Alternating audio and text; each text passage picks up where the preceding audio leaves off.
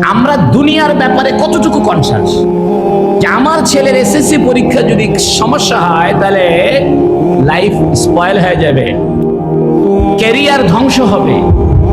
যে পরিমাণ সচেতন আমরা আমাদের ছেলেদের এসএসসি পরীক্ষার ব্যাপারে, সেই পরিমাণের 1000 ভাগের 1 ভাগ কি দ্বীনের জন্য, ইসলামের জন্য সচেতন আছি?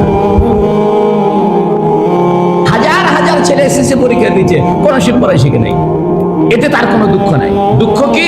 আমার ছেলের এসএসসি পরীক্ষা খারাপ হলে জীবন শেষ। এসএসসি পরীক্ষা যাতে ভালো হয় এই জন্য জান ছেড়ে দিছে। দোয়া, তাবিজ, হুজুরের থেকে দোয়া লাও, সুবহানাল্লাহ, আলহামদুলিল্লাহ, যায় নামাজে বসে দোয়া করো, যা আছে সব করবে।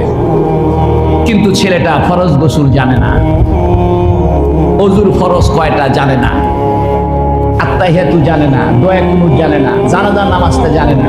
আমাদের কোনো টেনশন নেই। এই মুসলমান দিয়ে আপনি আমেরিকার সাথে যুদ্ধ করবেন?